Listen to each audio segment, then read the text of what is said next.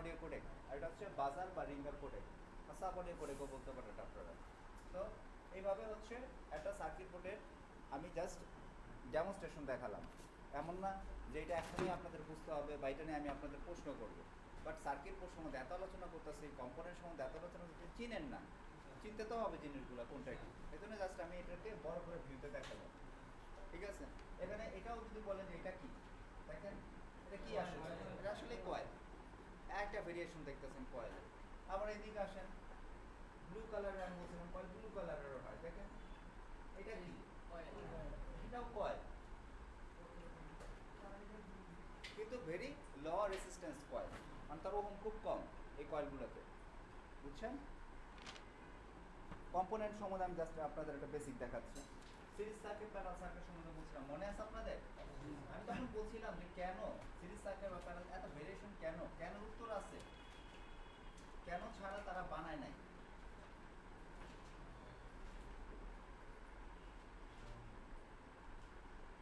এই একটা ক্যাপাসিটরের উপর যখন আমি পজিটিভে ক্লিক করি, এগুলো নেগেটিভ, হ্যাঁ এই কালারগুলো, হ্যাঁ এগুলো নেগেটিভ বলি বা আমরা গ্রাউন্ড বলি সার্কিট বোর্ডে, আর এছাড়া অপোজিটে যা আছে সব আমরা পজিটিভ বলি। এই ক্যাপাসিটরের একটাতে পজিটিভ আমি ক্লিক করার সাথে সাথে তিনটা ক্যাপাসিটর একসাথে হয়ে গেছে, দেখছেন।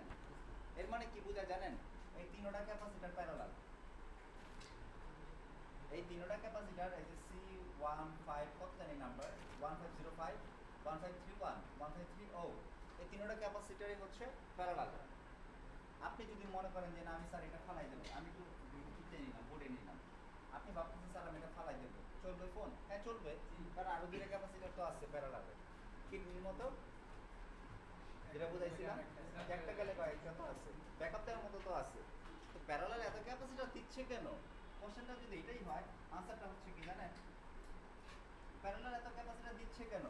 কারণ কোনো কারণে যদি একটা নষ্ট হয়ে যায়, আপনার সেলফোনটা তো ঠাস করে বন্ধ হয়ে যাচ্ছে, সেক্ষেত্রে তাকে চলার মতো ক্যাপাসিটরগুলো কিন্তু ব্যাকআপ দিতে পারে। দিস ইজ ওয়াই প্যারালাল একটা মেইন রিজন হচ্ছে এটা। আর আরেকটা রিজন হচ্ছে স্টেবিলাইজেশনটা যাতে পারফেক্টলি হয়। ক্যাপাসিটর কাজ কি ছিল? স্টেবল করা ভোল্টেজটাকে, স্টেবিলাইজেশনটা যাতে পারফেক্টলি হয়, এই জন্য এত ক্যাপাসিটর ইউজ করা। অনেকটা আইপিএস ইউপিএস বাসায় চালান, তাই না? আইপিএস ইউপিএস এর একটা ব্যাটারি দিলে ব্যাটারিটা যদি কোনো কারণে নষ্ট থাকে বা ব্যাটারিটার চার্জ নষ্ট হয়েছে, এমএস ক্যাপাসিটি কমে গেছে, তাহলে আপনার নিশ্চয়ই ইলেকট্রিসিটি বেশিক্ষণ ব্যাকআপ দেবে না। বাট দুইটা ব্যাটারি যদি দেন প্যারালালে, তাহলে একটা ব্যাটারি নষ্ট হয়ে গেলে একটা ব্যাটারিতে তো চলতেছে, কথা বুঝতেছেন? ব্যাকআপ, ব্যাকআপ বলি আমরা এত ক্যাপাসিটার, এই জন্যই ব্যাকআপ, একটা নষ্ট হয়ে গেলে একটা ব্যাটারি চলতে পারে। কথা ক্লিয়ার? মাথায় ঢুকতেছে আমার কথাগুলো? তো এগুলো খুব ইম্পর্টেন্ট। আমি আপনাদের আর কি মধ্যে ডায়াগ্রাম বোঝাচ্ছি না, তাহলে আমি সব ভাষা এখন লেখাইতাম, এটা কালকে বোঝাইছি আপনাদের পরের ক্লাস। বাট সার্কিট বোর্ড আপনারা ওই মাইক্রোস্কোপের নিচে অনেকে দেখতে পারেন না, অনেকে দেখলেও বোঝেন না, এই জন্য জাস্ট আমি একটা বোর্ডকে এভাবে দেখাইলাম, বোঝার চেষ্টা করেন। এটা আইফোন 6 এর একটা সার্কিট বোর্ড, ঠিক আছে।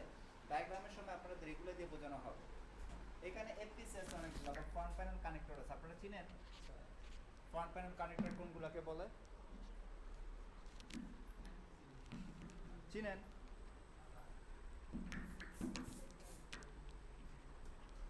বেস বলি না, বেস, বেস, হ্যাঁ এগুলো হচ্ছে ফ্রন্ট প্যানেল কানেক্টর বা বেস। কেউ শুধু কানেক্টর বলেন, কেউ ফ্রন্ট প্যানেল কানেক্টর বলেন, কেউ এগুলোকে বেস নামে চেনেন। পাঙ্খাটা কি খুব জরুরি?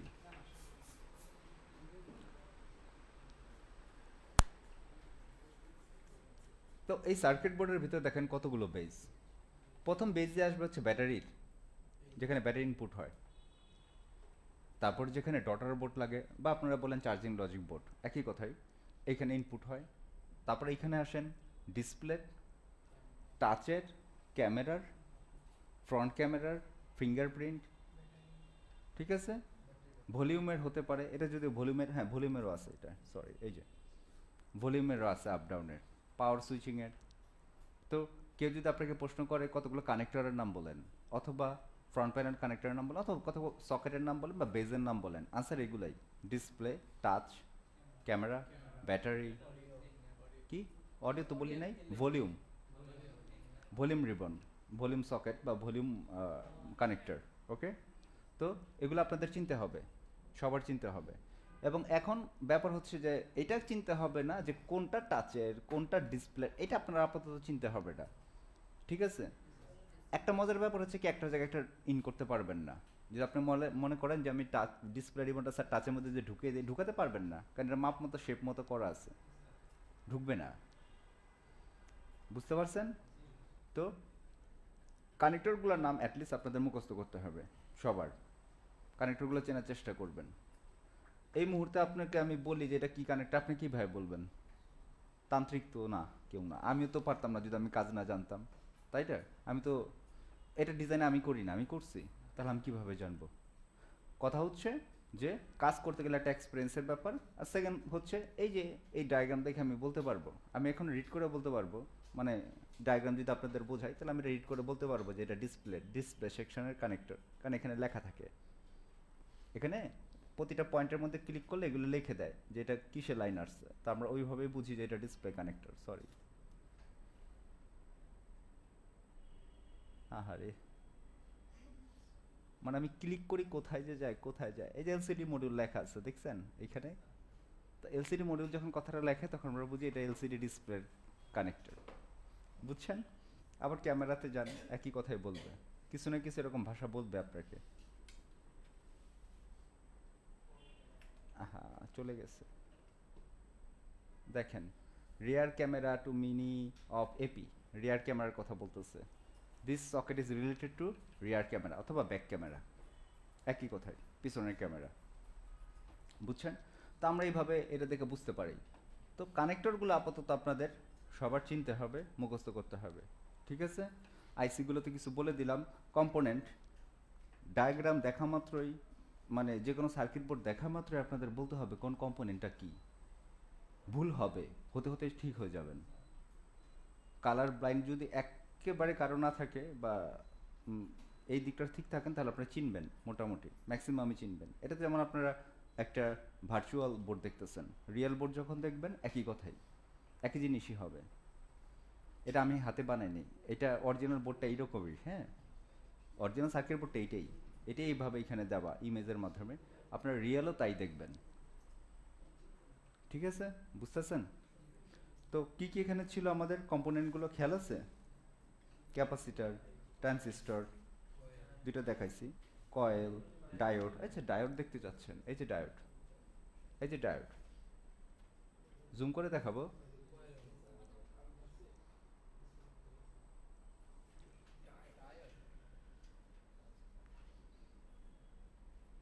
This is diode. আপনি যদি এখানে এটা রাখেনও বলে দিবে ডি, মানে ডি ফর ডায়োড আর কি, ইন্ডিকেট করে, তো এটা ডায়োড।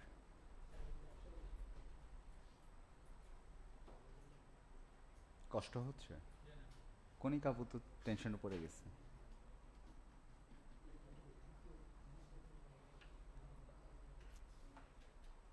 জেনারেশনটা খুব সিম্পল হয়ে গেছে, জানেন? একটা সময় ছিল যে বাসায় গেলে দেখতাম আম্মু, আপু বা যারা কাজিন থাকতো, অথবা খালা ফুপু যারাই থাকতো, চাল বাসে, চাল দেখছেন? ময়লা চাল বাসতো, চালের ভিতর ময়লা ময়লা থাকতে বাঁচতো, মাঝে মাঝে আমাদেরও দিত, আমরা যখন ছোট ছিলাম। তো তখন আমরা ছোট ছোট জিনিস বা ময়লা দেখা, মানে এটা শনাক্তকরণ করতে পারতাম। এখন আমি সব পড়ি না তো, যার কারণে ছোট ছোট জিনিস দেখতে আমাদের কষ্ট হয়, অভ্যাস নাই। এটা কোনি কাপা এখন এটা টেনশন করতেছে যে এখন এইগুলোও করতে হবে, ছোট ছোট জিনিসগুলোকে আমার খুঁজে খুঁজে বের করতে হবে কোথায় কি, ঠিক না আপু? আপনার টেনশন দূর করার জন্য মাইক্রোস্কোপ আছে, এই যেটা, ঠিক আছে? চাল বাঁচতে দিলে তার আমাদের মাইক্রোস্কোপ দিত না, আমরা কত কষ্ট করে একটা একটা করে বের করতাম, তাই না? এখন তো মাইক্রোস্কোপ আছে, টেনশন করছেন কেন? চিনতে পারবেন, এটা দেখে চিনতে পারবেন, মনিটর আছে, মনিটরের মধ্যে বড় ভিউ হবে, চিনতে পারবেন।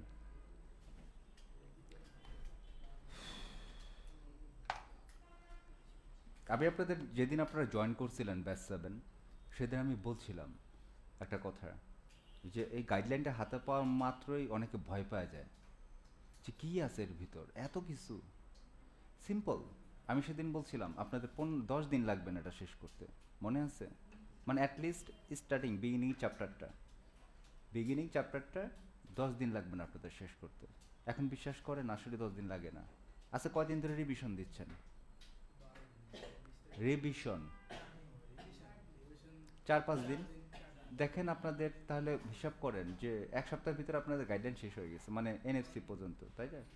বেসিক ইলেকট্রনিক্স সার্কিট বোর্ডের আমাদের সেলফোনের কম্পোনেন্টগুলো চেনার মতো সক্ষমতা আমাদের অনেকের হয়ে গেছে বা বোঝার মতো, সেগুলো কি কাজ করে সেগুলো বুঝতে পারছেন না? খুব সময় কম কম লাগে। আপনারা যখন এটা শেষ করে ফেলবেন তখন আপনাদের স্পেসিফিক কোনো প্রবলেম নিয়ে আমরা আলোচনা করব, যে লাইট সার্কিট কীভাবে তৈরি হয়, চার্জিং সেকশন আমাদের সেলফোনে কিভাবে কাজ করে, অথবা পাওয়ার সেকশনে পাওয়ারগুলো কীভাবে ডিস্ট্রিবিউশন হচ্ছে, পাওয়ার এসে যেটা কাজ ছিল, তাই না? তখন ইনপুট ভোল্ট কোথায় কত হয়, আউটপুট ভোল্ট কী হয়, এগুলো সব তখন আলোচনা হবে। বাট এই লেভেলটা পার করতে হবে, এই লেভেলটা সবার আগে বাড়তে হবে, বুঝছেন? তো সার্কিট বোর্ড এখন থেকে চিনলে সবাই চেষ্টা করবেন বোর্ডের কম্পোনেন্টগুলো চিনতে। আমি প্র্যাকটিক্যাল নিয়ে কোন আলোচনাই করতেছি না আপাতত, এগুলো তখন আসবে এই এক্সামের পর। যে ক্যাপাসিটার একটা মেজার করে দেখান, এই ডায়োড একটা মেজার করে দেখান, কিভাবে মেজার করবেন কোনি কাপু? মেজার করবেন কিভাবে, পরিমাপ করবেন কিভাবে সেটা বলছি। মাল্টিমিটার দিয়ে বসেন, এক্স্যাক্টলি, থ্যাংক ইউ। মাল্টিমিটার দিয়ে করবেন। মাল্টিমিটারে বেসিক শুধু আপনাদের ডায়াল টায়াল আর কিছু অপশন বোঝানো হয়েছে, বাট এর চেয়ে বেশি কিছু না কিন্তু। হ্যাঁ, আমি বলছি আপনি মাল্টিমিটার ওয়্যার মাপা শিখেন, ওয়্যার, নর্মাল ওয়্যার, এই ওয়্যারটা মাপা শিখেন, ওয়্যারটা ভালো কি না। দুষ্টুমি করে বলছিলাম যে এটা কামড়ায় না, অথবা এটাকে অন্য কোনোভাবে না, এটাকে আপনি মাল্টিমিটারে মেজার করতে হবে। সবাই পারেন? পারেন আপনি? সিরিয়াস? ওকে, যদি এইটা পারেন তাহলে আপনাকে একটা বাতি দেবো আজকে। এই যে এটার ভিতরে বাতি আছে অনেকগুলো। হুম, হ্যাঁ বাতি আছে। এই বাতি মেজার করে দেখাবেন বাতি ভালো কি না, পারবেন? বাতিগুলো কি বলেন তো, এই বাতিগুলোর নাম কি, স্পেসিফিক নাম আছে কিন্তু। এলইডি, ঠিক আছে। এখন বলেন তো এলইডির পোলারিটি আছে কি নাই? আছে। তার তো মাপছেন যেভাবে নেগেটিভ পজিটিভ ধরছেন, এলইডি মাপতে গেলে তো পোলারিটি বুঝে দিতে হবে আপনার, বুঝছেন? হুম, আচ্ছা আপনি মাপতেছেন, আপনাকে প্র্যাকটিক্যালি আমি জিজ্ঞেস, মানে প্র্যাকটিক্যাল না যাই, এভাবে জিজ্ঞেস করি মৌখিকভাবে, এলইডি মাপবেন কিভাবে বলুন তো আমাকে? মাল্টিমিটার দ্বারা, ঠিক আছে।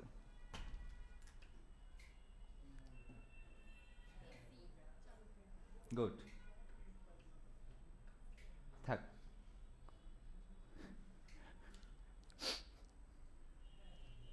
থাক থাক, যখন চালু করব তখনই দেখব রে। রেসিস্ট্যান্স বাড়ে, এই ওয়ার যত বড় করবেন কি বাড়বে তার, কমে কি? রেসিস্ট্যান্স তো বাড়ে, অ্যাকচুয়ালি কমে কি? কেউ জানেন? আপনি কি স্টুডেন্ট? আমি বলছিলাম রেসিস্ট্যান্সের অপোজিট হচ্ছে কারেন্ট, ভুলে যান কেন আপনারা? এটা যত বাড়বে তার রেসিস্ট্যান্স বাড়তেছে, কমতেছে কি? কারেন্ট। মানে এটা ওহম বাড়তেছে, অ্যাম্পিয়ার কমে যাচ্ছে আপনার। মনে নাই কথাটা আমার? ভুলে গেছেন তাহলে এখন। তাহলে এই যে চার্জিং কেবল বা ডাটা কেবল যেটাকে বলেন, যেটাতে ফোন চার্জ দেন, এটার লেন্থ যত বড় হবে কারেন্ট ফ্লো ততই কমতে থাকবে, মানে অ্যাম্পিয়ার কমতে থাকবে, সেক্ষেত্রে আপনার ফোন স্লো চার্জ হবে, বুঝছেন? ওই যে শখ করে কেউ বলে 1 মিটার তার নেই, কেউ বলে ধার 1 মিটারের দামে 10 মিটার তার পাইছি, তুই বোকা। আসলে বোকা কে? 10 মিটার তার কিনছে বোকা। ওনার ফোন তো এখন স্লো চার্জ হবে, উনি তো এটা বুঝে নাই। তবে it depends upon the wire quality and the, এটা ইনশিওর করতে হবে যে ওয়্যারের কোয়ালিটি কী, এটা যে মেটাল দিয়ে বানানো, যে কপার দিয়ে বানানো, সেটার কোয়ালিটি কী। যদি খুব ভালো কোয়ালিটি হয় তাহলে 100 মিটার হলেও কোনো সমস্যা নেই, কারেন্ট ফ্লো ভালোই থাকবে, বুঝছেন? বুঝতেছেন? মানে এটা এই ওয়্যার দিয়ে কারেন্টটা কত ফাস্টার ফলো হতে পারে সেটার উপর ডিপেন্ডেবল আপনার। তবে বেসিকলি যদি থাকেন তাহলে ওয়্যার যত ছোট হবে ফোনের চার্জ ততই তাড়াতাড়ি চার্জ হবে, এবং মানে দ্রুত চার্জ দিতে পারতেছেন আপনি ফোনকে। ওয়্যার যত বড় করতেছেন কারেন্ট ফ্লো কমতে থাকবে, কারণ রেসিস্ট্যান্স বাড়তেছে। ক্লিয়ার? বুঝতেছেন? এখন এই ওয়্যারের কত ওহম হতে পারে কে বলতে পারবে? অনুমান। এই যে এইটুকু ওয়্যার আমি এখান থেকে এখানে মাপবো, এই ওয়্যারের ওহম কত হতে পারে? হ্যাঁ, ওহম। এই ওয়্যারের একটা রেসিস্ট্যান্স আছে, বলতাছি না যত বড় করবেন রেসিস্ট্যান্স বাড়বে। রেসিস্ট্যান্স মাপেন কি ওহমে না? তা আমি বলছি এই ওয়্যারের ওহম কত হতে পারে? অনুমান কেউ বলতে পারতেছেন না? 5 থেকে 7 ওহম হবে। হুম? 9 5 থেকে 10 ওহম হবে, আমি শিওর। আচ্ছা মেপে দেন। না ওহমে মাপতে হবে আপনার। না ডাইরেক্ট ওহম শো করবে এটা। না।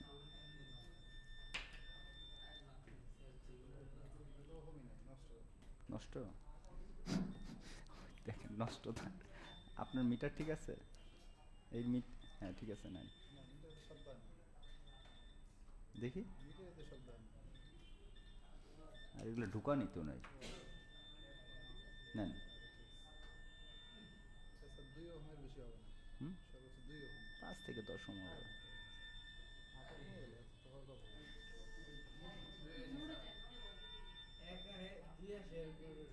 তো 2 ওহমই, 1-2 ওহম হবে। আপনি এটা যত বড় করতে থাকবেন না, সবাই বাজাইতেছেন টুংটা টুংটা, এটার লেন্থটা যত বড় করতে থাকবেন তার ওহম বাড়তে থাকবে, বুঝছেন? আমি বলছিলাম আপনাদের আমি একটা তার বানাবো, তারটা আমার বানানো হয় নাই, মানে আপনাদের ওহমটা বোঝানোর জন্য। কারণ আমি সামনে শর্ট ডিস্টেন্সে ধরবো একবার, লং ডিস্টেন্সে ধরবো, ওই তারটা আমার বানানো হয় নাই, তাহলে আপনাদের আরও ভালো বুঝতেন। আর আমার কাছে একটা জাম্পার ওয়্যার ছিল, ওই জাম্পার ওয়্যার আমি ব্যাস 5-6 ওটাতে বোঝাইতাম। ওইটা যত তো ওয়ারটাকে বড় করতে থাকি ওহম বাড়তে থাকে মিটারে, মানে রেঞ্জ অটোমেটিক বাড়তে থাকে। ওটা তো সহজ, আমি খুঁজে বের করতেছি দেখি পাই কিটা। তো ওহম বাড়বে, এটার প্রতিটা জিনিসের নিশ্চয় ওহম আছে ওয়্যারের, ঠিক আছে? চেক করতে পারেন নর্মালি, চেক করলে আপনি দেখতেন শুধু কন্টিনিউটি মোডে বাজার শো করতেছে, বাজার মানে একটা কন্টিনিউটি হচ্ছে, এই জন্য এখানে বাজারে পুপু শব্দ হচ্ছে। হ্যাঁ, আপনি যেটা চেক করতেছেন এটাও ভালো, যে এটা কন্ডাক্টিভ কিটা, মানে পরিবাহী কিনা, বিদ্যুৎ পরিবাহী কিনা। আপনার হাতেরও বিদ্যুৎ পরিবাহী কিনা চেক করতে পারেন, করেন? পাইছেন?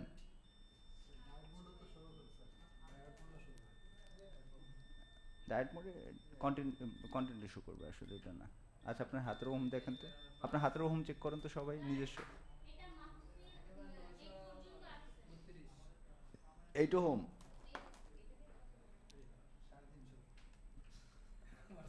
কত আসছে, কার কত আসছে শুরি? 1000 আসছে আপনার?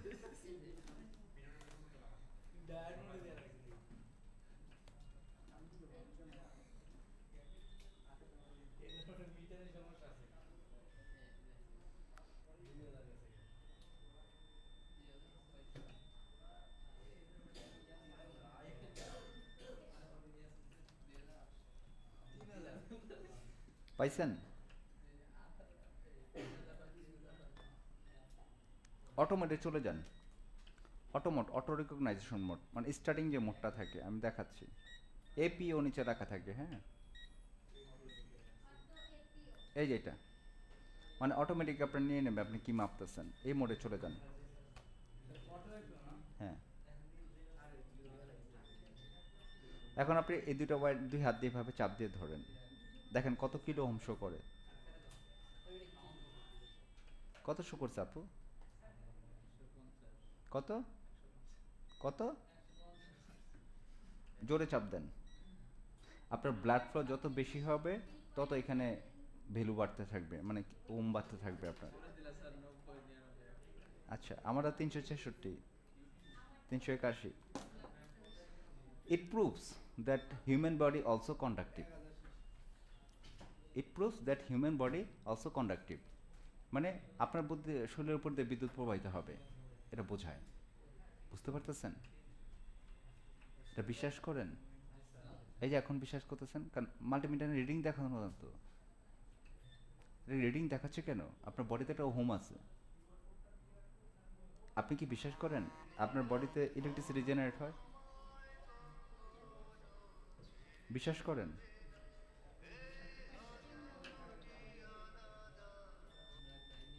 আপনার শরীরে ইলেকট্রিসিটি জেনারেট হয় ইলেকট্রিসিটি জেনারেট করা হচ্ছে আয়ন। আয়ন আপনার আসলে এনার্জি প্রতিনিয়ত খরচ হয়, এটা আপনি জানেন? এই যে ক্লাস করতেছেন একটু উইক হয়ে গেছেন, সকালে আসছিলেন সুস্থ সবল, এখন আস্তে আস্তে আস্তে আস্তে এবং যত রাত হতে থাকবে, সিরিয়াস, আই এম সিরিয়াস, ঠিক আছে? আমি হয়তো বা মানে এভাবে বলছে আপনারা হাসতেছেন, বাট দিস ইজ ট্রু। আপনার এনার্জি কিন্তু লুজ হয়, ঠিক আছে? এটা এনার্জিকে আবার রিকভার করতে কী করে আমরা ঘুমাই, খাওয়া দাওয়া করি, তাই না? বাট অ্যাকচুয়ালি আপনার শরীরে এনার্জি জেনারেট করে কে? Ion. Ion, I O N, ion. Lithium ion ব্যাটারির নাম শুনছেন না যখন ব্যাটারি ক্লাস করাইছিলাম, মনে আছে? এই আয়নই আপনার শরীরকে এনার্জি জেনারেট করে। আপনি যেটা দেখতে পারেন অনলাইনে, এটা ফিজিক্স বলে, হ্যাঁ? তো কন্ডাক্টিভ নন কন্ডাক্টিভ প্রোডাক্ট চিনতে হলে মিটার ইজ দ্য বেস্ট, যে আপনি চিনবেন কি এটা কন্ডাক্টিভ আর নন কন্ডাক্টিভ। ওকে, এখন এই দুইটার মাঝে একটা আছে সেমি কন্ডাক্টিভ, খেয়াল আছে কথাটা? সেমি কন্ডাক্টিভ মধ্য পরিবাহী, অথবা যেটার মধ্যে বিদ্যুৎ যায় এবং যায়ও না, এমন একটা জিনিসের নাম কেউ বলতে পারবেন? কণিকাপু, এমন কোনো পদার্থ যেটার মধ্যে দিয়ে বিদ্যুৎ যায় এবং যায়ও না, অথবা এমন কোনো ইলেকট্রনিক্স কম্পোনেন্ট? গাছ। শুকনা গাছ, স্যার, শুকনা গাছ তো এমনি হয় না। যদি পানি দিই তাইলে স্যার ওটাতে বিদ্যুৎ প্রবাহ হয়। ও বাবা, এত তো ডিপ আমি চিন্তা করি নাই। তো পানি তো দিয়ে দিলাম, পানি দিলে তো সবই নন কন্ডাক্টিভ জিনিস কন্ডাক্টিভ হবে। প্লাস্টিকের মধ্যে পানি ঢেলে দিয়ে তো কন্ডাক্টিভ, পানি আসতেছে কেন? পানি ছাড়া স্যার, লাইটের সিলিকন, গ্যাস থাকে ওটা। সিলিকন, যদি পদার্থের নাম বলে সিলিকন, সেমি কন্ডাক্টিভ। সিলিকন চেনেন? সিলিকন আমার এখানে গুগলে দেখাতে হবে আপনাদের। কাছে যে লাগাইছে ওগুলো সিলিকন, কাঁচের ভিতরে যে হ্যাঁ, ওই যে হয়ে গামটা দিছে, এই গামটা সিলিকন। ওই যে কাচের উপর সাইড যে কাচ জোড়া লাগে যেটাতে কাচ বন্ডিং করে, হ্যাঁ, সাদারা গাম থাকে না, সিলিকন লেখা থাকে, ওটা সিলিকন, ঠিক আছে? ওটার মধ্যে বিদ্যুৎ যাবে এবং যাবে, ওটা এটাকে মধ্যবর্তী বলি আমরা, সেমি কন্ডাক্টিভ। এখন আমাদের সার্কিট বোর্ডে এরকম সেমি কন্ডাক্টিভ কম্পোনেন্টস আছে, একটা কম্পোনেন্টসের নাম কেউ বলতে পারবেন? এই যে একদম পিছনে পিছনে পিছনে সার্কিট বোর্ডে আমাদের ইলেকট্রনিক্স কম্পোনেন্টের ভিতরে কিছু কম্পোনেন্ট আছে সেমি কন্ডাক্টিভ, একটা কম্পোনেন্টের নাম কেউ বলতে পারবেন? কিন্তু আমি খাতায় দেখাতে পারবো, আপনাদের ক্লাসের সময় বলা হয়েছে কোনটা সেমি কন্ডাক্টিভ। এক্স্যাক্টলি, কে বলছেন? Thank you. Transistor is a semiconductive components. Also, diode is a semiconductive components. কারণ কি? ওই যে একমুখী, সে যায় কিন্তু আসে না, এই জন্য তাকে সেমিকন্ডাক্টিভ বলা হয়। সে যাচ্ছে তো কিন্তু ফেরত তো উল্টা রিভার্সে তো দিতে পারতেছেন না আপনি, বুঝছেন? এই জন্য একে বলে যায় এবং আসে না, এই জন্য বলে সেমিকন্ডাক্টিভ। আর transistor is made of kind of diode, আপনাদের আগেও বলা হয়েছে, জাস্ট এটার মধ্যে গেট আছে এবং সে অ্যাম্প্লিফাই করতে পারে। ডিফারেন্ট এইটুকুই ট্রানজিস্টর ডায়োডের, তো এই জন্য দুইটাই সেমিকন্ডাক্টিভ। এখন কেন আমি সেমিকন্ডাক্টিভের কথা বলতেছি জানেন? মেন টপিকে আসে, মেয়েদের বাদ দিই, পেইন হচ্ছে, আপু তো এনার্জি শেষ, আপুর আয়ন জেনারেট হচ্ছে না। কেন সেমিকন্ডাক্টিভ কম্পোনেন্টের কথা বলি? আপনারা যখন কাজ করবেন না প্র্যাকটিক্যালি, ছেলেরা যারা আছেন তারা কিছু না কিছু কম্পোনেন্ট তুলবেন সার্কিট বোর্ড থেকে, যারা ডিফেক্টেড পেয়েছেন, তাই না? আপনারা তুলতেই হবে, সেটা রিপ্লেস করবেন অথবা যাই করেন ফরওয়ার্ডে। সেমিকন্ডাক্টিভ প্রোডাক্টগুলোতে, কম্পোনেন্টগুলোতে কখনোই আপনি অতিরিক্ত হিট প্রবেশ করতে পারবেন না, ইটস ফরবিডেড। আপনি যদি অতিরিক্ত হিট কম্পোনেন্টের উপর দেন, কম্পোনেন্টটা নষ্ট হওয়ার সম্ভাবনা আছে। আমি আপনাদের বলছিলাম ক্যাপাসিটারের উপর সারাদিন হিট দিলে নষ্ট করতে পারবেন না, মনে আছে কথাটা? বাট তাই বলে ডায়োড ট্রানজিস্টারের মধ্যে পারবেন না, নষ্ট হবে। ক্যাপাসিটারের টলারেন্স বা স্থায়িত্ব যতক্ষণ থাকবে, ট্রানজিস্টর এবং ডায়োডের এত ক্ষমতা থাকবে না। এটা প্র্যাকটিক্যালি যখন কাজ করবেন তখন ভালো করে বুঝবেন। আমাদের যখন একটু ভালো হয়ে যাবেন না, এই যে মাস্টার, ওনারা জিজ্ঞেস করেন জীবনে কয়টা পিএ নষ্ট করছে? পিএ চেনেন? পিএ পিএফও চেনেন? নেই, কি আইছে এটা? নেটওয়ার্ক আইসি, হ্যাঁ এক্স্যাক্টলি। আপনি পিএ চেঞ্জ করছেন না এই পর্যন্ত? আচ্ছা দেখ, পিএ যারা চেঞ্জ করতে গেছে তার ডস খাইছে, নতুন মার্কেট থেকে কিনে আনছে ভালো, অথবা সে জানে আরেকটা ফোন থেকে লাগাচ্ছে ভালো, কিন্তু নতুন ফোনে লাগানোর পর কাজ করে না, কারণ পি একটা সেমি কন্ডাক্টিভ আইসি, হিটে নষ্ট হয়ে যায়, কিন্তু অনেকে বোঝে না ব্যাপারগুলো। একইভাবে প্রসেসর, সিপিইউ, কারণ ওটার ভিতরে ট্রানজিস্টর আছে, এটা আপনি খুব ওভার হিটে, অতিরিক্ত হিটে মানে করতে পারবেন না, লং টাইম হিট দিতে পারতেছেন না, নষ্ট হয়ে যাবে, খোলার আগে নষ্ট হয়ে যায়। এবার বুঝছেন? সিপিইউ রিবলিং কালকে যেন আমাকে কে বলতেছিল স্যার এই কাজটা কী রকম বা করতে, আমার ঠিক মনে নেই, ব্যাস সেভেন আর কি একজন, সম্ভবত মাস্টারই, হ্যাঁ গতকালই পসিবলি। তো এই সিপিইউ একটা প্র্যাকটিস, কারণ ওটা সেমি কন্ডাক্টিভ যেহেতু আপনার টাইম লাগবে ওই আইসিটা তুলতে এবং বুঝতে। আপনি অতিরিক্ত হিট, এই যে হিট, হ্যাঁ, যত ক্লোজ দিবেন হিট বেশি আসবে, স্বাভাবিক, তাই না? যত উপর থেকে দিবেন হিটটা কম যাবে, এটাই তো স্বাভাবিক। যত ক্লোজ দিবেন ফ্লোটা ছোট হবে, যত দূরে নেবেন ফ্লোটা বড় হতে থাকবে, অ্যাকর্ডিং টু দ্য নোজল, তাই না? এটা তো আমরা বুঝি, নর্মালি বুঝি, এটা সাধারণ, এটা তো বোঝানোর কিছু নাই। তো এই যে হাইট, এটা হাইট ডিপেন্ডেন্ট যে আপনি কী তুলতেছেন, ক্লোজ করে তুলতে পারতেছেন কি নর্মাল কম্পোনেন্টসগুলো, বাট যখন সিপিটিপি তুলবেন তখন এগুলো অনেকটা মেজার করে তুলতে হবে।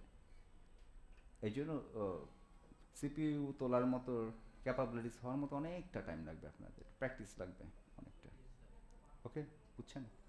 আর যাই হোক, অফ টপিক্স আলোচনা করছে, বাট ইম্পর্টেন্ট যাই করছে তখন সবই ইম্পর্টেন্ট ছিল।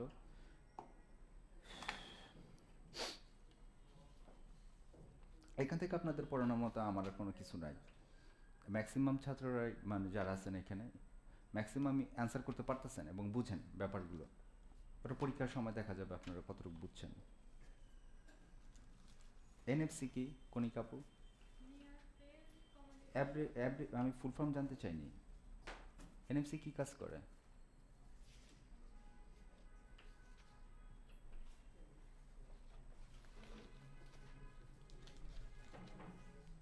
এই যে এই শরীফ একটু ক্লাস নেন, মুখটা আমার সাথে একটু আসেন তো এদিকে। বেশি চার্জ করেন না নরমালি।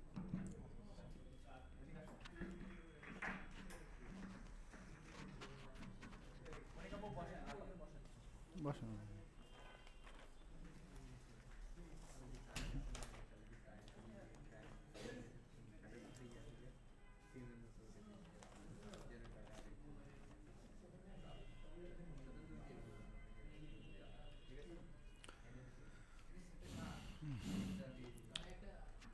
স্যার বলতেছিল যেটা এনএফসি, এনএফসি হচ্ছে নিয়ার ফিল্ড কমিউনিকেশন। তো এটা হচ্ছে যে বলে যে ওয়্যারলেস চার্জিং বা ওই যে ম্যাগনেটিক কার্ড যেগুলো আছে, যেগুলো একটা কী বলে, হ্যাঁ, ব্যাংকের কার্ড টার্ড এগুলো রিড করার জন্য এনএফসির মাধ্যমে এটা রিড করা যায় আর কি।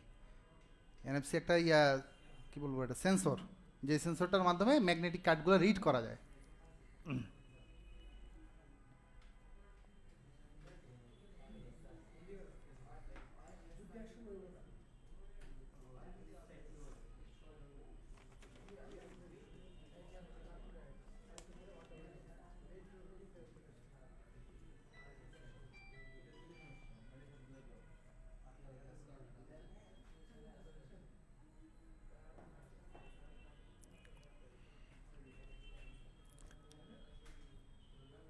আচ্ছা, এলসিডি আর এলইডি ডিসপ্লের মধ্যে পার্থক্য কে বলতে পারবেন?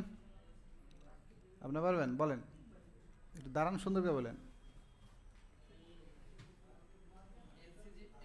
দেখে না ওটা ঘুরে। হ্যাঁ, আপনি দেখে নকল করে পারার দরকার নেই আমার।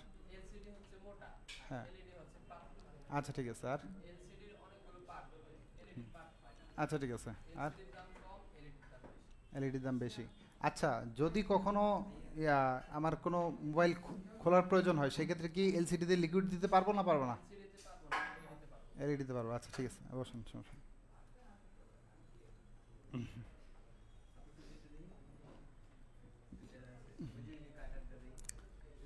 আচ্ছা, চার্জ কত প্রকার ও তাদের কালার কি বলেন?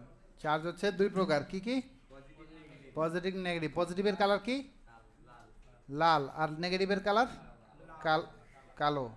আচ্ছা, পজিটিভের আরেকটা কি নাম বলে, অ্যানোড না ক্যাথোড? পজিটিভের আরেকটা নাম আসতো, অ্যানোড না ক্যাথোড? অ্যানোড পজিটিভের একটা নাম হচ্ছে অ্যানোড, আর নেগেটিভ যেটা গ্রাউন্ড বা কমন বলে এটার নাম হচ্ছে ক্যাথোড। আচ্ছা বসেন। ব্যাটারি বিএসআই না থাকলে কি কি সমস্যা হতে পারে? ব্যাটারি শো করবে না, চার্জিং হেলথ শো করবে না, চার্জের হেলথ শো করবে না, চার্জ শো করবে না, চার্জিং হবে না, চার্জিং ইরোর দেখাবে। এই।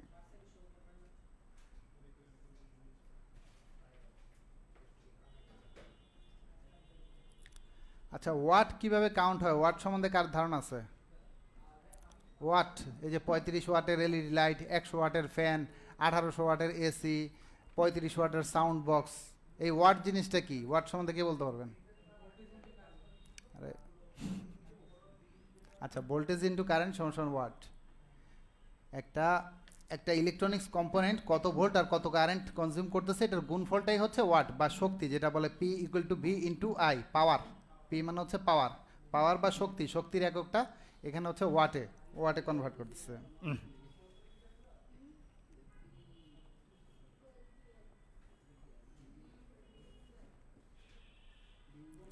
আচ্ছা ক্যাপাসিটরের কাজ কি? ক্যাপাসিটরের কাজ হচ্ছে শর্ট টাইম ব্যাটারি, ব্যাটারিটা ইলেকট্রিক চার্জটা একবার সে চার্জ করে, একবার সে ডিসচার্জ করে ফর স্মুথ ভোল্টেজ, স্মুথ ভোল্টেজটা পাস করার জন্য এটা ফিল্টারিং করে আর কি। ইলেকট্রিক রেডিয়েশন কে কমায়? Tin, EMI. আচ্ছা ঠিক আছে, ইএমআই ইলেকট্রোম্যাগনেটিক ইন্টারফেস বা টিন যাই বলেন। আরেকটা হচ্ছে টিভিএস টাওয়ার। হ্যাঁ হ্যাঁ,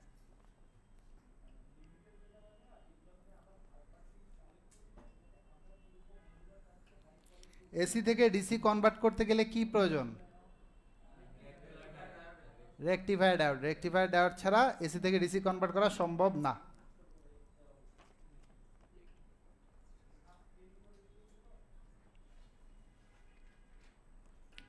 ইউইএম এটার কাজ কি? ইউইএম এটা মানে বলেন বলেন স্যার, আপনি বলেন। পাওয়ার আইসি। আচ্ছা ঠিক আছে, পাওয়ার আইসির কাজটা কি? কি করে পাওয়ার আইসি? ডিস্ট্রিবিউশন করে, যেখানে যতটুকু কারেন্ট দরকার ততটুকু কারেন্ট সমানভাবে ডিস্ট্রিবিউশন করে। আচ্ছা বসেন স্যার। নেটওয়ার্কের প্রধান আইসির নাম কি? রেডিও আইসি, সঠিক হয়েছে। আর কে জানেন? নেটওয়ার্কের প্রধান আইসির নাম কি? আরএফআইসি। রেডিও আইসি, রেডিও আইসি কেডা কইছে তোমার? রেডিও ফ্রি আরএফআইসি না না। আচ্ছা আচ্ছা, কোনো বোর্ড যদি শর্টেড হয় সেটাতে পিসিবিতে ওহম কত থাকবে? 0 ওহম থাকবে। আর অ্যাম্পিয়ার কত থাকবে? যেই পাওয়ার সাপ্লাইতে যত থাকবে সেটাই থাকবে।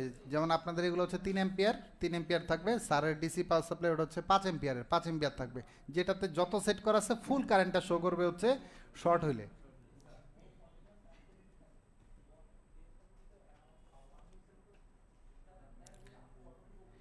সেলফোন অন হতে ডিসি পাওয়ার সাপ্লাইতে কত ভোল্ট দিতে হয়? 3.7 থেকে 4.2। আচ্ছা, কোন কম্পোনেন্ট সবচেয়ে বেশি শর্টেড হয়? ক্যাপাসিটর, ঠিক আছে। স্মার্টফোন কি? কম্পিউটারের মিনি ভার্সন। আচ্ছা আচ্ছা, স্মার্টফোন কম্পিউটার মিনি ভার্সন এখানে বললে চলতেছেন, কিন্তু যখন একটু ডিফারেন্টে আসবেন তখন একটু কষ্ট হবে। এই আনসারটা কারিগরি কম্পিউটারগুলো কাইটে দেয়। স্মার্টফোন হচ্ছে multipurpose small computing device. Multipurpose মানে মাল্টিপারপাস ইউজ করতেছেন না আপনি। আপনি স্মার্টফোন কি কাজে ব্যবহার করেন? গেম খেলেন, ইন্টারনেট ব্রাউজিং, সোশ্যাল অ্যাপগুলো চালাচ্ছেন, হ্যাঁ। ছবি তুলতেছেন, অনলাইন কনফারেন্সে ভিডিও কলিং এ কথা বলতে পারতেছেন। This is the smartphone capabilities, যেটা বার ফোনে সম্ভব না বা বাটন ফোনে সম্ভব না। বুঝতে পারতেছেন? তো যদি বিস্তারিত, হ্যাঁ বিস্তারিত দেখতে হবে কথাটা, তাহলে আপনি রাইট আছেন। আপনি ব্রডকাস্টিং করতে পারতেছেন, তাই না? জিপিএস ট্র্যাকিং করতে পারতেছেন, কে কোথায় বসে আছে লোকেশন ট্রেস করতে পারতেছেন। স্মার্টফোন ছাড়া পসিবল না। হ্যাঁ পুরোপুরি লিখতে হবে সরি বিস্তারিত হ্যাঁ হ্যাঁ স্মার্টফোন আনসারটা বিস্তারিত লিখতে হবে স্মল কম্পিউটার বললে খারাপ শোনা যায় আচ্ছা। কম্পিউটার মানে কি মিনি কম্পিউটার কোনটা গুগলে সার্চ দেন তো ছোট ছোট কম্পিউটারগুলো আসবে মানে এখন ডেস্কটপ তো ছোট হয়ে গেছে জানেন পোর্টেবল হয়ে গেছে ওগুলো আসবে তাহলে তো আনসার হলো আচ্ছা ইন্ট্রোডাক জি স্যার বলুন। মিনি কম্পিউটার সার্চ দিলে যদি স্মার্টফোন দেখা যায় তাহলে আপনার আনসার ঠিক ছিল বাট এটা দেখাবে না তাহলে আপনার আনসারটা ইন ডিটেইলে বলতে হবে স্মার্ট ক্যাপাবিলিটিস আছে তাকে স্মার্টফোন বলে স্মার্ট ক্যাপাবিলিটিস গুলো কি কি ওই যে আমি বললাম আপনার সোশ্যাল অ্যাপ চালাতে পারছেন গেম খেলতে পারতেছেন ছবি তুলতে পারতেছেন একজনের সাথে একজনের কনফারেন্সে ভিডিও কলিং এ কথা বলতে পারতেছেন জিপিএস ট্র্যাকিং করতে পারতেছেন ব্রডকাস্টিং করতে পারতেছেন হাই স্পিড ইন্টারনেট চালাতে পারতেছেন পারেন তো নাকি আমি সব মিথ্যা কথা বলতেছি তো এটা হচ্ছে স্মার্টফোন এর ব্যবহারের বিধি সম্বন্ধে ডিটেইল জানা যায় ওকে বুঝছেন ইন্ট্রোডাকশন অফ সেল ফোন। এখানে বলা আছে মোবাইল ফোন হচ্ছে এক ধরনের যোগাযোগ ব্যবস্থা যাতে বেতার তরঙ্গ ব্যবহৃত হয়ে থাকে। মোবাইল ফোনকে সেল ফোন, হ্যান্ডফোন, মুঠোফোন ইত্যাদি হিসেবে অভিহিত করা হয়ে থাকে। মোবাইল ফোনকে কী কী বলে? সেল ফোন, হ্যান্ডফোন, মুঠোফোন। মটোরোলা কোম্পানিতে কর্মরত ডাক্তার মার্টিন কুপার এবং জন ফ্রান্সিস মিশেলকে প্রথম মোবাইল ফোনের উদ্ভাবক মর্যাদা দেওয়া হয়, তবে ম্যাক্সিমাম সময় আমরা যা শুনছি সেটা হচ্ছে ডাক্তার মার্টিন কুপার মটোরোলা কোম্পানির, উনি সর্বপ্রথম মোবাইল ফোন আবিষ্কার করেছিলেন 1973 সালের এপ্রিল মাসে এবং 1983 সালে সর্বপ্রথম বাণিজ্যিক সংস্করণ করেন মটোরোলা কোম্পানি। 1973 সালে আবিষ্কৃত হয়েছে, বাট বাণিজ্যিকভাবে 1983 সালে ফোনের প্রথম বাণিজ্যিক সংস্করণ আসে, যেটা ছিল ডায়না TSA 8000X, মটোরোলা কোম্পানির মোবাইল। তাহলে মটোরোলা মোবাইল ফোন কে আবিষ্কার করেছে? Doctor Martin Cooper. এই জিনিসটা খেয়াল রাখেন যে মার্টিন কুপার সর্বপ্রথম মোবাইল। আপনি কর্পোরেট অবশ্যই যান মাস্টার ক্যাপ্টেন কি আপনাদের যান আপনি যান জান আপনি ডাকতেছে। কর্পোরেট অবশ্যই যান হ্যাঁ ডাক্তার মার্টিন কুপার সর্বপ্রথম মোবাইল ফোন আবিষ্কার করেছিলেন। এই কোম্পানিটার নাম ছিল মটোরোলা। স্মার্টফোন, মোবাইল ফোনে কথা বলার জন্য বেতার তরঙ্গের সঙ্গে কম্পিউটার প্রযুক্তি ব্যবহার করা হয়, ফলে কথা বলার পাশাপাশি অতিরিক্ত অন্যান্য সেবা প্রবর্তন করা সম্ভব হয়েছে, যেমন SMS, email, internet, Facebook, infrared, Bluetooth সেবা, ক্যামেরা, গেমিং এবং ব্যবসায়িক বা অর্থনৈতিক ব্যবহারিক সফটওয়্যার ইত্যাদি। যেসব মোবাইল ফোন এইসব সেবা এবং কম্পিউটারে সাধারণ কিছু সুবিধা প্রদান করে তাদেরকে স্মার্টফোন নামে অভিহিত করা হয়। দ্যাট মিনস পুরো কথাটা বুঝছেন? এটা হচ্ছে অ্যাপ্রোপ্রিয়েট আনসার বা এই টাইপের, ঠিক আছে? আনসারটা আবার বলে দেন, এই কোশ্চেন আপনাদের থাকবে স্মার্টফোন কি? মোবাইল ফোনে কথা বলার পাশাপাশি অতিরিক্ত অন্যান্য সেবা প্রবর্তন করা হয়, যেমন SMS, email, internet, Facebook, YouTube browsing, Bluetooth সেবা, ক্যামেরা, গেমিং এবং ব্যবসায়িক এবং অর্থনৈতিক ব্যবহারিক সফটওয়্যার ইত্যাদি। যেসব মোবাইল ফোন এই ধরনের সেবা এবং কম্পিউটারে সাধারণ কিছু সুবিধা প্রদান করে থাকে তাদেরকে স্মার্টফোন বলে।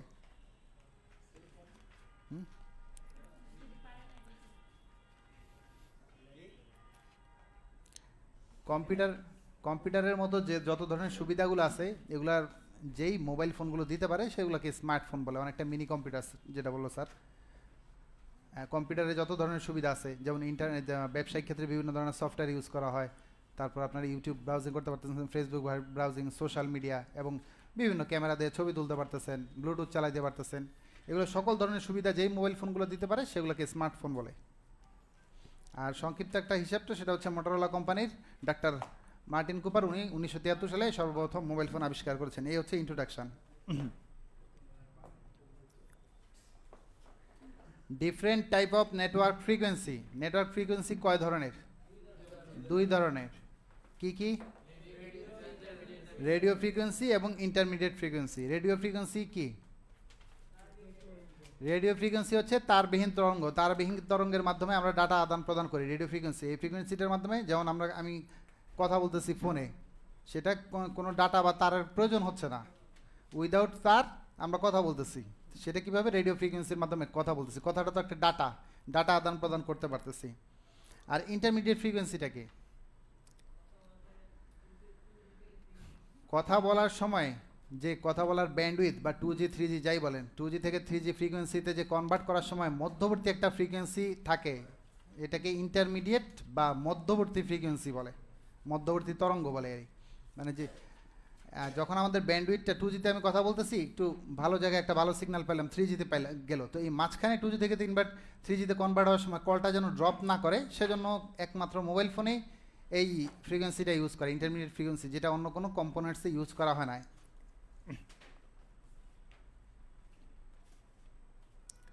ডিফারেন্ট টাইপ অফ লক, কি কি প্রকার লক আছে? গুগল লক, আইক্লাউড লক, আরও অনেক ধরনের লক আছে, বাট স্পেশালি মেইনলি আমরা ইউজ করি অ্যান্ড্রয়েডের জন্য হচ্ছে গুগল লক, এফআরপি লক এবং আইক্লাউডের জন্য আইক্লাউড লক।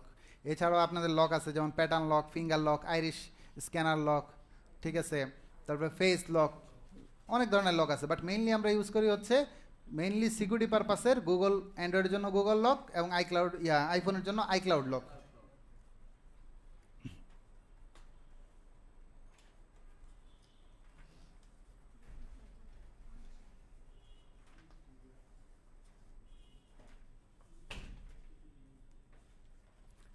ইএসএন মানে কে বলতে পারবেন?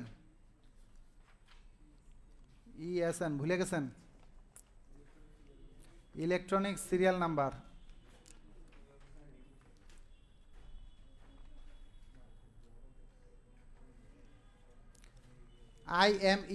আইএমইআই মানে কি? International mobile equipment identity. এটা হচ্ছে ইন্টারন্যাশনালি ভাবে বা গ্লোবালি প্রতিটা মোবাইলের একটা ইন্ডিভিজুয়াল সিরিয়াল নাম্বার থাকে ইন্টারন্যাশনালি, বাংলাদেশের জন্য না, পুরো সারা বিশ্বের জন্য ইন্টারন্যাশনালি, সেজন্য বলতেছে IMEI, international mobile equipment identity. প্রত্যেকটার একটা আলাদা ইন্ডিভিজুয়ালি আইডেন্টিটি আছে, আন্তর্জাতিকভাবে মোবাইলের একটা আইডেন্টিটি নাম্বার আছে, এটাই হচ্ছে আইএমইআই বা ইএসএন, যেটা বলেন ইলেকট্রনিক সিরিয়াল নাম্বার।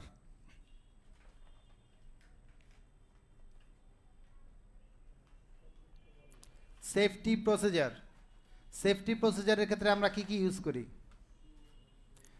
শু, অ্যাপ্রন আর কি গ্লাভস। হ্যাঁ, সাপোজ দেখা গেছে আপনাকে ডিসপ্লে ভাঙতেছেন বা ডিসপ্লে উঠাইতে যাচ্ছেন, ভেঙে গেল, হাতের মধ্যে কাঁচ ঢুকে গেল, সেই ক্ষেত্রে কি হবে?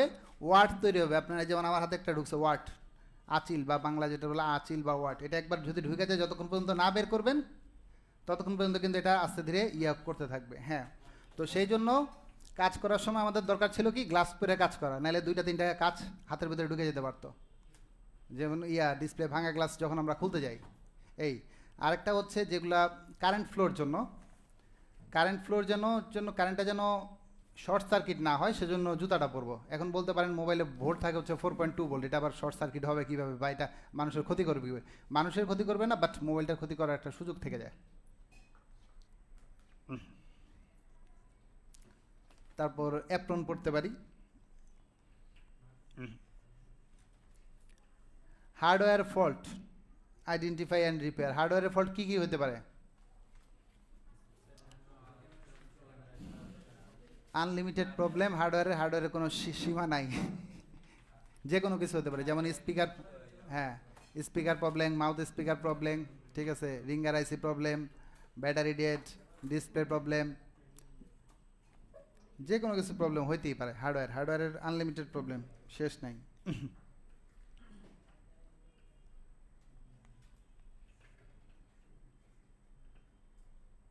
এই ক্যামেরা কিন্তু অন আছে, আপনাদের বলে দিলাম এই ক্যামেরা অন আছে।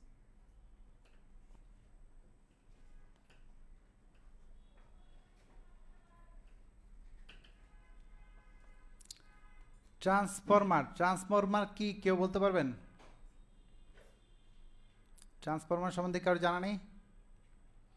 আচ্ছা, ট্রান্সফরমার হচ্ছে আমাদের মোবাইলে যে কয়েলটা ইউজ হয় অনেকটা সেম ক্যাটাগরির। ট্রান্সফরমারের হচ্ছে কাজ হচ্ছে দুইটা, একটা হচ্ছে ভোল্টেজটা বাড়ায়, একটা হচ্ছে ভোল্টেজটা কমায়। প্রাইমারি সেকেন্ডারি, ওটার ভিতরে তো কয়েল যে দুটো থাকে সেটা হচ্ছে প্রাইমারি সেকেন্ডারি, বাট ট্রান্সফরমারের মেইন কাজ হচ্ছে ভোল্টেজটা হয় বাড়াবে অথবা কমাবে। এখন বলতে পারে না ভোল্টেজ বাড়ানো কমানোর কী দরকার? কারেন্টের একটা সিস্টেম আছে স্যার, যেটা বলো রেজিস্ট্যান্সের তার যত লম্বা হবে তত বিদ্যুৎ অ্যাম্পিয়ারটা কমে যাবে। এখন আমার পায়রা তাপবিদ্যুৎ কেন্দ্র এখান থেকে প্রায় ধরেন 100 কিলোমিটার দূরে, ওখান থেকে যখন তারে 250 ভোল্ট উৎপন্ন করে এখানে পাঠাবে তখন এখানে আমি মাত্র 10 ভোল্ট পাবো, আমার কাজে লাগবে না, ফ্যান চলবে না, লাইট চলবে না, কিছুই চলবে না। সেই ক্ষেত্রে পায়রা তাপবিদ্যুৎ কেন্দ্রে ওখান থেকে ওরা করে কি ট্রান্সফরমারের মাধ্যমে, যেটা 1 লাখ থেকে 1.5 লাখ বা 2 লাখ ভোল্ট পর্যন্ত উঠায় ফেলায়। তারপরে যখন ট্রান্সফরমারের মাধ্যমে এখানে আমাদের power station nuclear power station নিয়ে আসে, সেখানে সর্বোচ্চ 10,000 ভোল্ট পর্যন্ত ড্রপ হয়, তার বেশি ড্রপ হয় না। তাহলে আমি ভোল্ট পাচ্ছি কত? 1,90,000 ভোল্ট।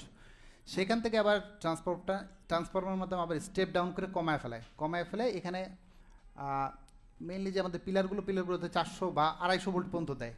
লাস্টলি আমাদের বাসা পর্যন্ত 220 ভোল্ট পর্যন্ত আইসা ইয়া করে। ট্রান্সমিটার নামে চেনে, হ্যাঁ, বাট ওটার ভিতরে আছে ট্রান্সফরমার। সেটাই তো। যদি ট্রান্সফরমার আবিষ্কৃত না হইতো, ওখান থেকে যদি পায়রা তাপ বিদ্যুৎ কেন্দ্র থেকে এখান পর্যন্ত ভোল্ট 250 ভোল্ট নিয়ে আসা হইতো, আইসা পাইতেন 10 ভোল্ট, ওটাতে মোবাইলে ব্যাটারিও চার্জ হতো না, সহজ হিসাব ব্যাটারি। তো ট্রান্সফরমার দুইটা কাজ, একটা হচ্ছে স্টেপ আপ, একটা হচ্ছে স্টেপ ডাউন করা। যেই ট্রান্সফরমারটা ভোল্টেজ বাড়ায় তাকে স্টেপ আপ ট্রান্সফরমার বলে, যেই ট্রান্সফরমারটা ভোল্টেজ কমায় এটাকে স্টেপ ডাউন ট্রান্সফরমার বলে। তো আমাদের মোবাইলে তো ট্রান্সফরমার ইউজ হয় না, পরিবর্তে কয়েল ইউজ হয়। কয়েল যেটা হচ্ছে বুস্ট কয়েলে ভোল্টেজটা বাড়ায় দেয়, এজন্য কি বলে, আর বাক কয়েলে ভোল্টেজটা কমায়। এটা কিছুক্ষণ আগে বলছিলাম আপনাদেরকে।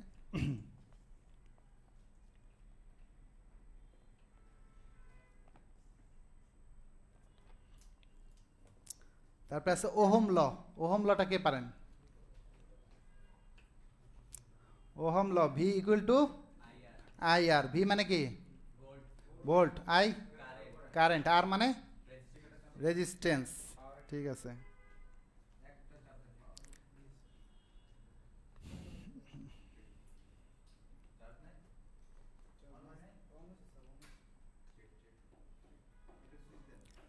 যদি কোনো কারণে রেজিস্ট্যান্সটা বাড়ায়, অটোমেটিক আমাদের কি হবে, অ্যাম্পিয়ারটা বা কারেন্টটা কমে যাবে। আর রেজিস্ট্যান্স যদি কম থাকে তাহলে কারেন্টটা বৃদ্ধি পাবে। এটা একটার সাথে আরেকটা প্রপোর্শনাল বা সমানুপাতিক।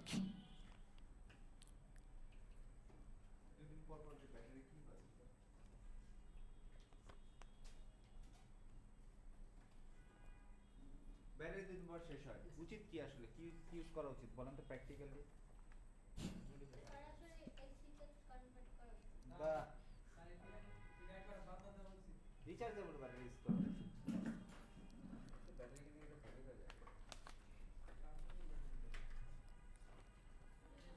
আচ্ছা, চার্জারের আউটপুট ভোল্টেজ কত? 5 ভোল্ট। আর চার্জিংয়ের আউটপুট ভোল্ট কত? 3.7 থেকে 4.2।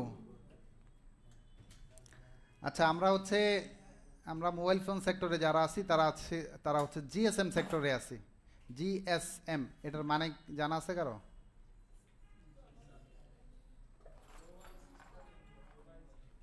গ্লোবাল সিস্টেম ফর মোবাইল অথবা global system for mobile communication, দুইটাই রাইট অ্যান্সার। আর জিএসএম ট্র্যাকের আগে ছিল সিডিএমএ, যেটার বলে কোড ডিভিশন মাল্টিপল অ্যাক্সেস, যেটা আমরা সিটিসেল আগে ইউজ করতাম। সিটিসেল বা সেবা 1997 সালের দিকে বাংলাদেশে আসছিল যে প্রযুক্তিটা, যেটাতে সিমগুলো চেঞ্জ করা যেত না, বিল্ট ইন থাকতো সিটিসেল। সিডিএমএ। আরেকটা আছে আমেরিকাতে ইউজ হতো, সেটা হচ্ছে TDMA, time division multiple access. আর বর্তমান যে টেকনোলজি, এটাতে বলে জিএসএম বা global system for mobile communication বা গ্লোবাল সিস্টেম ফর মোবাইল।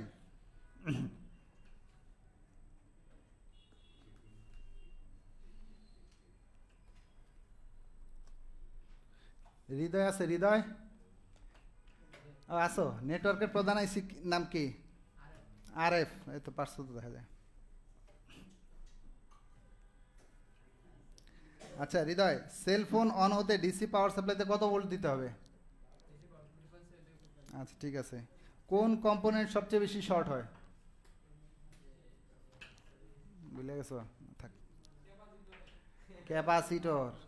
ক্যাপাসিটরের ক্যালাস করো নাই? আচ্ছা, ক্যাপাসিটরের কালার কি হয়, মানে রং কি? বাদামি। ক্যাপাসিটরের টার্মিনাল কয়টা থাকে? এটা কি সিরিজ সার্কিটে লাগায় না প্যারালাল সার্কিটে লাগায়? হ্যাঁ, প্যারালাল সার্কিটে লাগায়, সমান্তরাল। ক্যাপাসিটরগুলো প্যারালাল সার্কিটে লাগায়। এখান থেকে যদি দুই একটা কম্পোনেন্ট বা ক্যাপাসিটর দুই একটা কম্পোনেন্ট বা ক্যাপাসিটর যদি তুলে ফেলো, সেক্ষেত্রেও সার্কিটে কোনো সমস্যা হবে না, বা মোবাইল মাদারবোর্ডটা কোনো ধরনের কোনো প্রবলেম হবে না, সেট রান হবে। ইম্পর্টেন্ট কিছু ক্যাপাসিটর বাদে।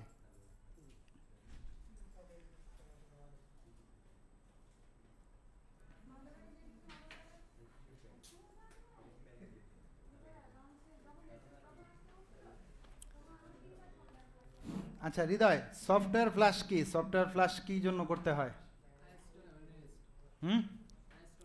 কি আনইনস্টল করবো আর কি রিইনস্টল করবো? কি আনইনস্টল করবো আর কি রিইনস্টল করবো? দাঁড়ান একটু প্লিজ। সফটওয়্যার কেন আমরা ফ্লাশটা দিব কেন? কি প্রবলেম হলে ফ্লাশ দিব?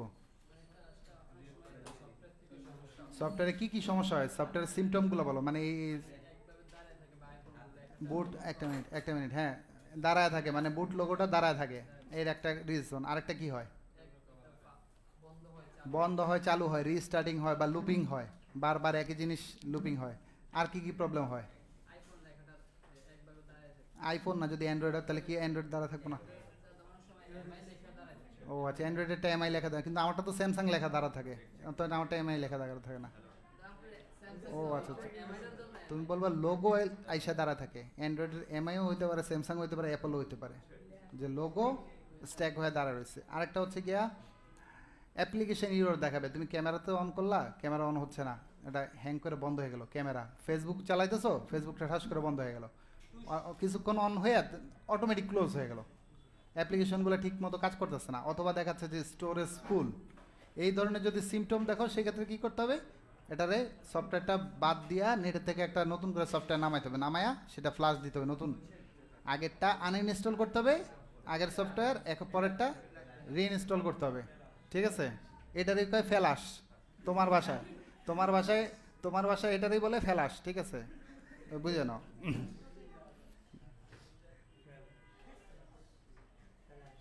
ফ্ল্যাশে একটা ভাষা আছে, ক্যামেরা চলতেছে, বলতে পারলাম না। না সমস্যা নেই। এখান থেকে বলতে পারি, কমাতে যাবা, প্রাকৃতিকটাকে সারা দিবা, চাপ দিবা, বাহ। এটা তো ট্রাই করতে পারো। ফয়সাল, গ্রুপে একটা মেসেজ করে দেন, 6টা বাজে থেকে ক্লাস আছে।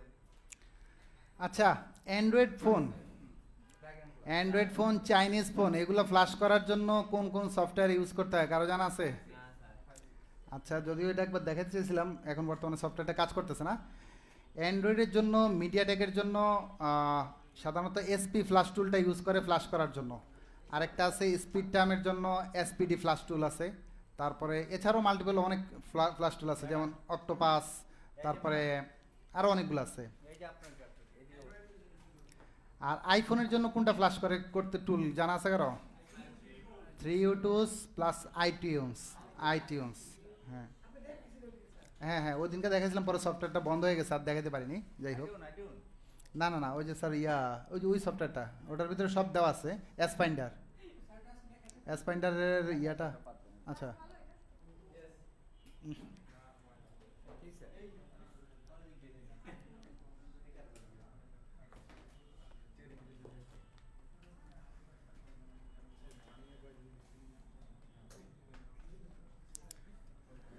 আচ্ছা, এসি আর ডিসি ভোল্টেজ, বা কি বলে, এসি ভোল্টেজ আর DC voltage, AC current DC current সম্বন্ধে কে কিছু বলতে পারবেন নাকি? কীভাবে এসি আর DC, what is the difference between AC and DC current? আচ্ছা আচ্ছা, এসি হচ্ছে আমাদের বাসাবাড়িতে যে ইলেকট্রনিক লাইনগুলো ইউজ করে সেটাকে এসি বা অল্টারনেট কারেন্ট বলে, আর ডিসি হচ্ছে ডিরেক্ট কারেন্ট। হ্যাঁ, ডিসি দিয়েও এই লাইটগুলো চালানো যাবে, কিন্তু চললে এসি, না চললে ডিসি। হ্যাঁ। আচ্ছা, স্টাইলাস পেনটা আছে? পাঙ্কা কন্ডিশন চলে যায়, কন্ডিশন, তাই না? ক্লাস করবে? আমি ক্লাস করব, লাইভ চলতেছে আর আমি অবস্থা আমি আমার কাছে দেখে লাইভ কন্টিনিউ করে। Sir please. মোটামুটি সংক্ষিপ্ত আমরা ধারণা রাখবো যে এসি হচ্ছে বাসাবাড়িতে যে বড় ধরনের যে কম্পোনেন্টগুলো আছে, যেমন বলো মোটর বা বড় যে জিনিসপত্রগুলো আছে, সেই জিনিসগুলা, হাসান প্লিজ, লাইভ চলতেছে, দুষ্ট না প্লিজ। বড় যে কম্পোনেন্টসগুলো আছে এগুলো চালাতে সাধারণত এসি কারেন্ট নেওয়া লাগে। এখন কথা আছে, যেমন কি বলবো, অনেকে বলতে পারে যে আমি তো আইপিএস বাসা 12 ভোল্টের ব্যাটারি দিয়ে আমি পুরো বাসা বাড়ি চালাইতেছি, সব চালাইতেছি, এটা কিভাবে সম্ভব? সাধারণত আইপিএস ইউপিএস প্রত্যেকটাতে খুলে দেখবা, প্রত্যেকটার ব্যাটারি 12 ভোল্ট, 12 ভোল্টের বেশি হয়ও না, কমও হয় না, ওরা করে কি, যদি ধরো তোমার কোথাও কোনো আইপিএস 24 ভোল্টের হয় তাহলে সেই ক্ষেত্রে দুইটা 12 ভোল্ট সিরিজ আকারে হ্যাঁ সিরিজ আকারে লাগায়, অথবা 24 ভোল্টের ক্ষেত্রে। আর যদি মনে করো 12 ভোল্টই হয় সেক্ষেত্রে এক্সট্রা অনেকগুলো ব্যাটারি প্যারালাল আকারে লাগায়। প্যারালাল আকারে লাগাইলে ভোল্ট বাড়বে না, বাট সিরিজ আকারে লাগালে ভোল্টটা অটোমেটিক বাইরে যায়। এটা দুইটা ব্যাটারি তোমরা দেখছো না আগে ছোট, একটার সাথে একটা যদি সিরিজ আকারে লাগে ভোল্টটা বেড়ে যাবে, আর যদি পাশাপাশি রাখে তাহলে ভোল্টটা বাড়বে না। এটা প্যারালাল যেটা থাকে, প্যারালাল থাকলে ভোল্টটা বাড়বে না। তো ম্যাক্সিমাম ইউপিএস আইপিএস এর ভোল্টগুলো হয় 12 ভোল্ট, কিন্তু কারেন্ট তো চলে 220 বা ফ্যান চলে 220। সেই জায়গায় ওরা ডিসি থেকে এসিতে কনভার্ট করে। ডিসি থেকে এসিতে কনভার্ট করার জন্য ওই যে স্যার একদিন বলছিল MOSFET, metal oxide semiconductor field effect transistor, সংক্ষেপে ট্রানজিস্টর, পুরো নামটা হলো MOSFET, metal oxide semiconductor field effect transistor. কিছু ট্রানজিস্টর ইউজ করে, বলছিলাম না আগে, সুইচিং করে কারেন্টটারে অ্যাম্প্লিফাই করে। ট্রানজিস্টরের কাজটা কি? হ্যাঁ, ট্রানজিস্টরের কাজ হচ্ছে সুইচিং করে প্লাস অ্যাম্প্লিফাই করে। যে কোনো একটা কারেন্ট 12 ভোল্টের কারেন্টটারে অ্যাম্প্লিফাই করে, ওটা কী করতেছে 220 ভোল্ট পর্যন্ত অ্যাম্প্লিফাই করে। তো ডিসি থেকে এসি বানায় হচ্ছে এইভাবে। আবার এসি থেকে ডিসিতে কেমনে বানাবা? এই যে ঠিক আছে, এসি থেকে ডিসি থেকে বানাতে গেলে ডায়োড লাগবে, আর ডিসি থেকে এসিতে বানাতে গেলে ট্রানজিস্টর লাগবে, বা যেটা বলে মসফেট লাগবে, মসফেট অথবা ট্রানজিস্টর। কয়েল দিয়া ওটা হচ্ছে ছোট কাজের ক্ষেত্রে, বড় কাজের ক্ষেত্রে হয় না। কয়েল দিয়ে ভোল্টেজ বাড়ানো যায় না। এটা করতে পারবো ট্রান্সফরমারের মাধ্যমে ভোল্টেজ বাড়ানো যায়, কমানো যায়। ট্রান্সফরমার হ্যাঁ, তবে ট্রান্সফরমারের একটা সমস্যা হচ্ছে, তুমি 220 ভোল্ট এসি ঢুকাইলা, আউটপুট 110 বা 12 ভোল্ট যাই নাও, ওটা কিন্তু এসি থেকে এসি হবে, ডিসি হবে না। রেকটিফায়ার 100% লাগবে, ডায়োড লাগে 4টা ডায়োড দেওয়া হয়, 2টা ডায়োড দেওয়া হয়, তবে 4টা ডায়োড দিয়ে করলে ভালো। যেটা গ্রামে গঞ্জে যদি দেখবা যে যারা করে, ওদেরকে ওই 4টা ডায়োড একসাথে রাখলে এটা তাবিজ বলে, যে ভাই আমার একটা তাবিজ লাগায় দেন। হ্যাঁ, দেখছেন কিনা জানি না, 4টা ডায়োড একসাথে ঝুলাই করে তাবিজের মতো, এটা বলে তাবিজ লাগায় দেন। তো হ্যাঁ, আচ্ছা,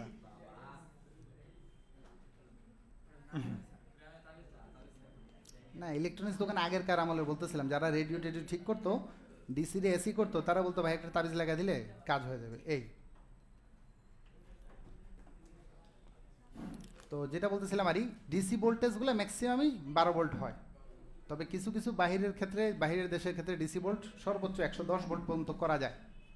বা কিছু এমপ্লিফায়ার সার্কিট আছে, সেটা দিয়ে আপনার 12 ভোল্টের ইচ্ছা করলে 110 ভোল্ট। হ্যাঁ, ওই যে সুইচিং সার্কিট বলতে আপনার ওই যে ট্রানজিস্টার একটা লাগাবেন, সুইচিং করবেন। অথবা আরেকটা সিস্টেম আছে, আপনি নিজে ম্যানুয়ালি করতে পারবেন। ম্যানুয়ালি হাত দিয়ে করা যায়। ট্রানজিস্টার হচ্ছে সেকেন্ডে দেখাচ্ছে 1000 বার সুইচিং করে। সেটা যদি আপনি হাত দিয়ে এইভাবে 1000 বার সুইচিং করতে পারেন, ভোল্টেজটা, এটার একটা সিস্টেম আছে, করলে ওটা অটোমেটিক বাড়বে। আপনি ম্যানুয়ালি হাত দিয়েও ভোল্টেজ বাড়ানো যায় বারবার। ট্রানজিস্টার হচ্ছে সেকেন্ডে 1000 বার সুইচিং করে। আপনি যদি হাত দিয়ে 1000 বার সুইচিং করতে পারেন, আপনার ওইটাও ভোল্টেজ বাড়ানো সম্ভব। ঠিক আছে।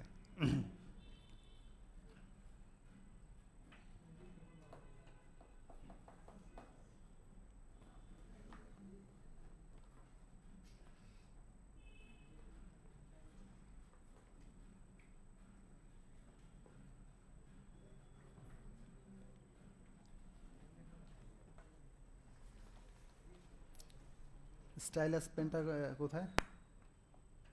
কেডা নিছে? কই? ও আচ্ছা আচ্ছা।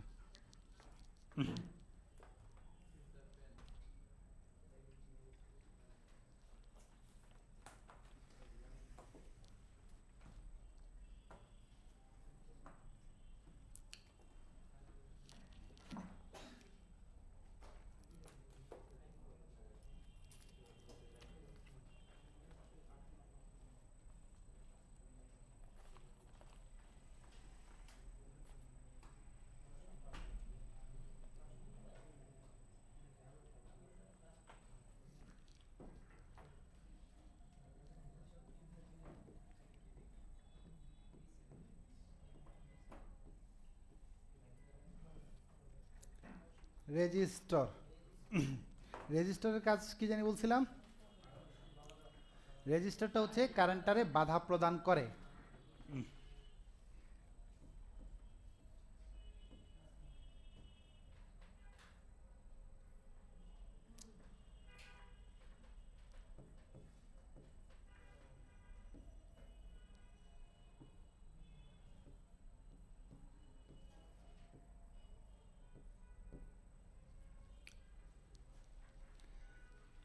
12 ভোল্টের একটা পাওয়ার সাপ্লাই থেকে পাওয়ার দিলাম বা ব্যাটারি থেকে পাওয়ার দিলাম, এখানে আমার এলইডি আছে 3 ভোল্টের।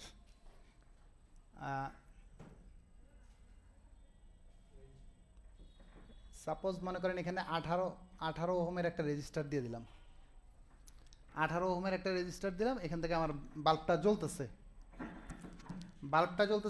বাল্বটা আমার কত ভোল্টের? 3 ভোল্টের। এখানে সে ভোল্টটা কত 9 ভোল্ট পর্যন্ত ড্রপ করতেছে। এখানে আরেকটা কাজ আমি করতে পারি ইচ্ছা করলে, 18 ওহম না দিয়া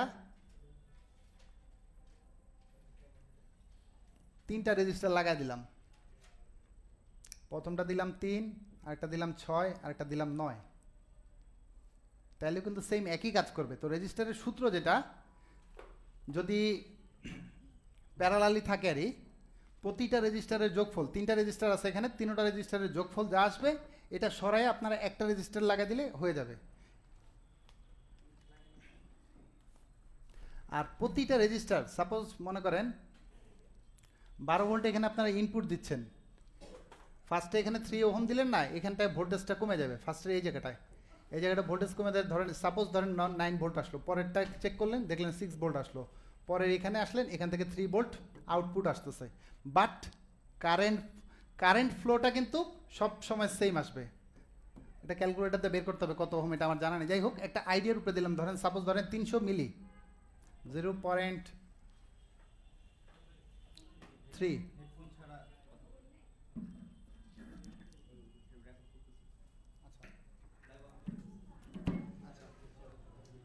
সাপোজ মনে করেন যে 300 মিলি